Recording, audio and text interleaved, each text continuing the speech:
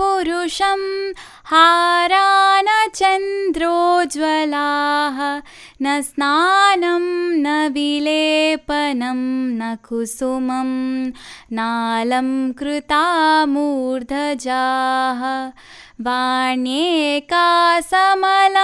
करोति पुरुषं या संस्कृता धार्यते क्षीयन्ते अखिलभूषणानि सततं वाग्भूषणं भूषणं क्षीयन्ते अखिलभूषणानि सततं वाग्भूषणं भूषणम्. వాగ్భూషణం భూషణం అనేటటువంటి సుభాషితాన్ని మనకి అందించిన వారు భర్తృహరి మహాకవి. భుజకీర్తులు కానీ, చంద్రుని వలె ప్రకాశించే ముత్యాల హారాలు కానీ, స్నానాలు చందనాదులు, అలంకరించబడిన శిరోజములు మానవుడికి అలంకారాలు కావు. సంస్కరించబడిన మాటయే మానవుడికి అలంకారము. అన్ని అలంకారాలు నశించేవే, ఏది శాశ్వతం కాదు. కానీ సంస్కృత వాణి ఒకటే అందరికీ అన్ని వేళల అలంకారము. వాగ్భూషణమే భూషణం. 46 భజ్యమాన మతిమాత్రకర్షణాత్ భజ్యమాన మతిమాత్రకర్షణాత్ తేన వజ్రపరుషస్వనం ధనుః తేన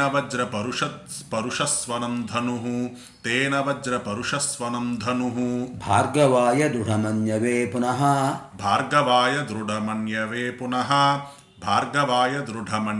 పునః క్షత్రముద్యతమివన్యవేదయత్ క్షత్రముద్యతమివన్యవేదయత్.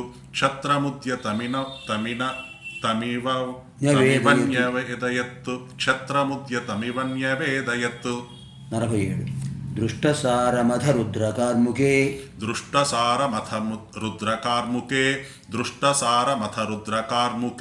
వీర్యశుల్కమభినంద్య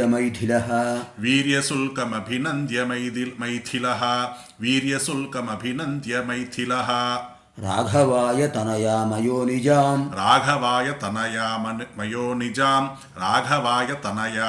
నిజాం రూపిణీం శ్రియమివన్యవేదయత్ రూపిణీం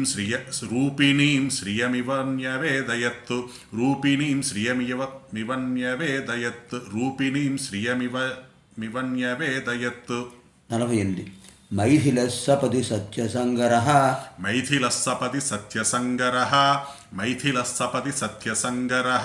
రాఘవాయ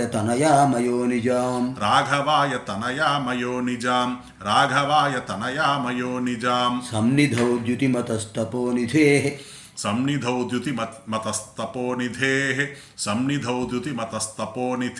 అగ్నిసాక్షిగ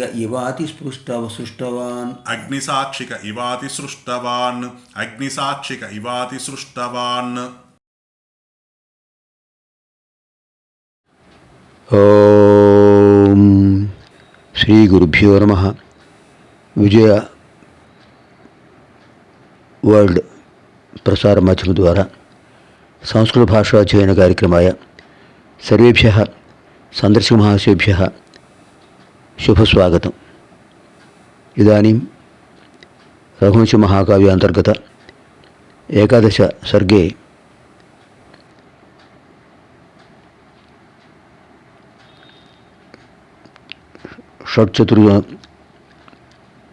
षट्चत्वारिंशत्तम श्लोकात् अध्ययनं करवामहे.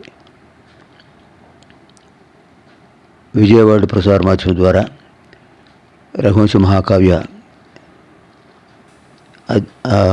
మహాకావ్యంలో ఉన్నటువంటి ఏకాదశి సర్గలో ఇప్పుడు మనం 45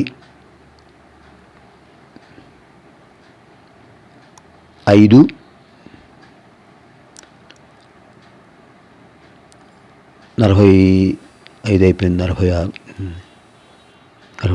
47, 48 శ్లోకాల్లోని విశేషాలను తెలుసుకుందాం. ముందుగా 46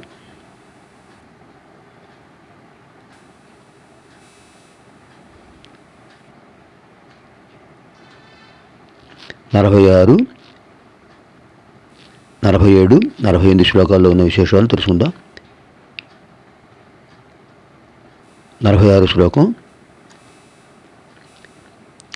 భజ్యమానమతిమాత్రకర్షణాత్ తేన వజ్రపరుషస్వనంధను భార్గవాయ దృఢమన్యవే పునః తత్ర సముక్షత్రముద్యతమివన్యవేదయత్. భజ్యమానమతిమాత్రకర్షణాత్ తేన వజ్రపరుషస్వనంధను భార్గవాయ దృఢమన్యవే పునః క్షత్రముద్యతమివన్యవేదయత్. పదవిభాగ తేన పదవిభాగంలో ముందు భజ్యమానం చెప్పాలి. భజ్యమానం ప్రథమం, అతిమాత్రకర్షణాత్ ద్వితీయం, తేన తృతీయం, వజ్రపురుషస్వనం చతుర్థం, ధను పంచమం, భార్గవాయ షష్ఠం, దృఢమన్యవే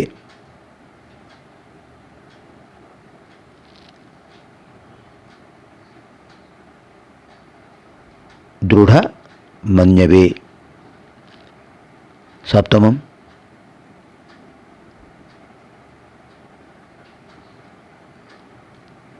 పునః అష్టమం,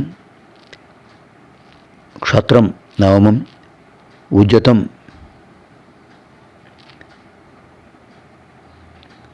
దశమం, ఇవ ఏకాదశం, న్యవేదయత్ ద్వాదశం.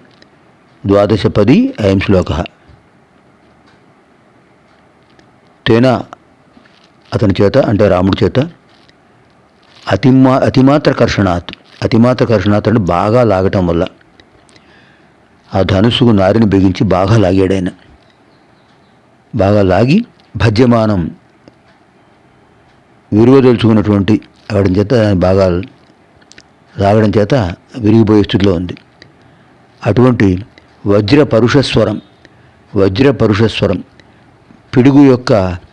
పిడుగు లాంటి కఠినమైన ధ్వని కలిగిన ధనుహు ఆ ధనుస్సు దృఢమన్యవే అంటే చెరగని కోపం, తగ్గని కోపం, చెరగని కోపం గల ఇంకా కోపంతో ఉన్నటువంటి అర్థం. భార్గవాయ పరశురాముడి కోసం క్షత్రియ వంశాన్ని పునః మళ్ళీ ఉజ్జతం యుద్ధ సన్నద్ధంగా ఉన్నదాన్నిగా న్యవేదేత్ ఇవ తెలియజేసిందా అన్నట్టుగా ఉంది. అంటే ఇక్కడ ఉత్ప్రేక్షాలంకారం.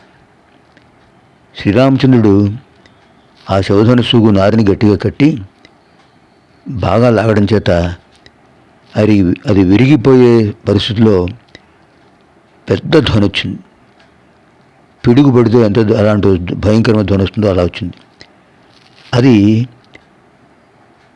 ఎలా అనిపించిందంటే క్షత్రియులపై దృఢమైన కోపంతో ఉన్న పరశురాముడికి మళ్ళీ క్షత్రియ వంశం లేచింది, మళ్ళీ ఎవరో క్షత్రియులు ధనుష్టంకారం చేశారు అని తెలియజేసిందా పరశురాముడికి అన్నట్లుగా ఉన్నది. మహేంద్రగిరిపై పరశురాముడు తపస్సు చేసుకుంటున్నాడు.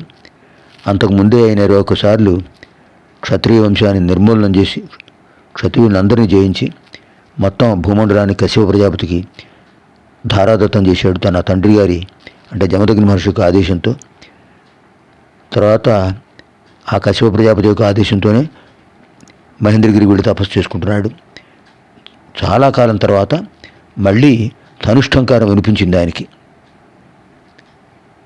మళ్ళీ క్షత్రియులు లేచారా, పొగరుతో ఉన్నారా, ఎవరిది ధనుష్టంకారం అని ఆయనకు తెలియజేసిందా అన్నట్టుగా ఈ ధ్వని శివధనుష్టంకార ధ్వని వినిపించింది అని ఉత్ప్రేక్షాలంకారం తెలియజేశారు. భజ్యమానమతిపాత్రకర్షణాత్ తేన వజ్రపరుషస్వనంధను భార్గవాయ దృఢమన్యవే పునః క్షత్రముజ్యతమివన్యవేదయత్. అనంతరం 47 శ్లోక. 47.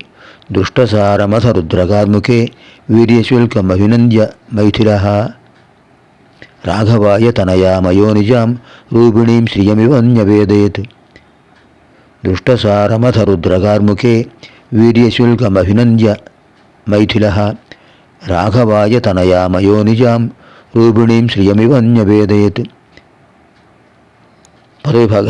దుష్టసారం ప్రథమం, అథ ద్వితీయం, రుద్రకార్ముకే తృతీయం, వీర్యశుల్కం చతుర్థం, అభినంద్య పంచమం, మైథిలః షష్ఠం, రాఘవాయ సప్తమం, తనయాం అష్టమం, అయోనిజాం నవమం, రూపిణీం దశమం, శ్రియం ఏకాదశం, ఇవ ద్వాదశం, న్యవేదయతు త్రయోదశం.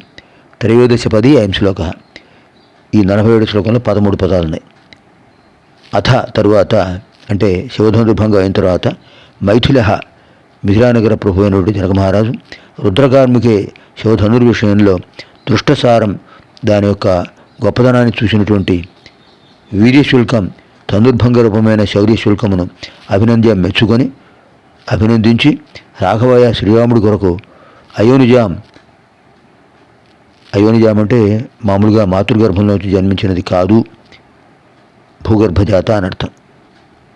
అటువంటి తనయాం తన కుమార్తె అయిన రూపిణీం సౌందర్యవతి అయిన శ్రియం లక్ష్మీదేవి అయినటువంటి ఆ సీతాదేవిని న్యవేదయత్ అర్పించాడు. శివధనుర్విషయంలో స్థిరమైన శక్తి రాముడికి ఉన్నది అని తెలుసుకున్నాడు. అందుచేత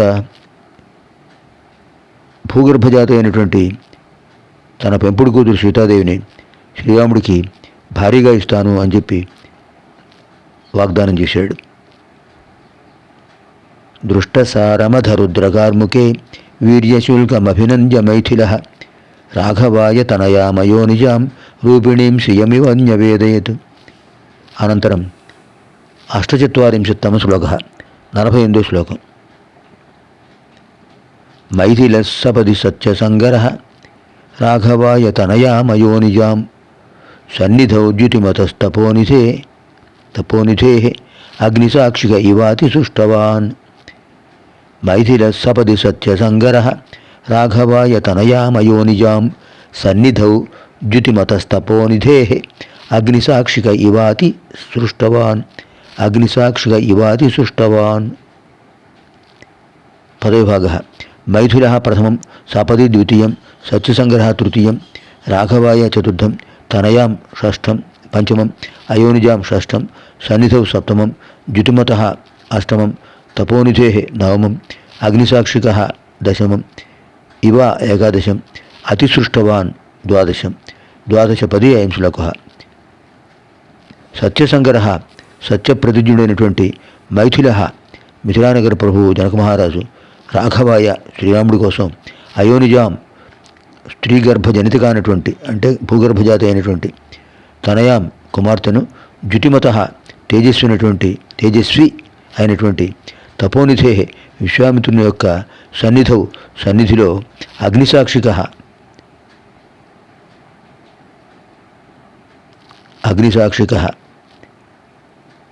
ఇవ అగ్నియే సాక్షిగా కలవాడిలాగా సపది అప్పుడే అతిసృష్టవాన్ సమర్పించిన వాడయ్యాడు.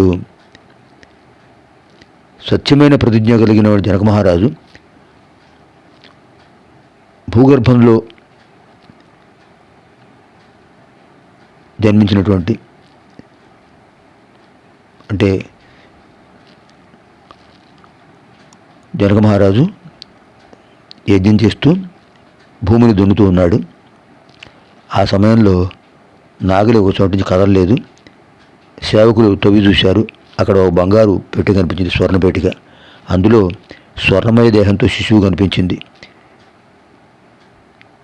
నాగలితో దున్నేటప్పుడు ఏర్పడిన చారను సంస్కృతంలో సీత అంటారు, తెలుగులో నాగేటి చారు అంటారు. అలాంటి నాగేటి చారు లభించింది కనుక ఆమెకు సీత అని పేరు పెట్టారు. కులపురోహితుల యొక్క ఆధ్వర్యంలో సీత అంటే నాగేటి చారు, అంచేత ఆవిడ భూగర్భజాత. అలాంటి సీతాదేవిని ద్యుతిమత తేజస్వంతుడైన తపోనిధ విశ్వామిత్రుడి యొక్క సన్నిధిలో అగ్నిసాక్షిగా అగ్నిసాక్షిగా ఉన్నట్టుగా అగ్నిసాక్షిగా కలవాడి వలె సపది వెంటనే అతిసృష్టవాన్ని సమర్పించాడు.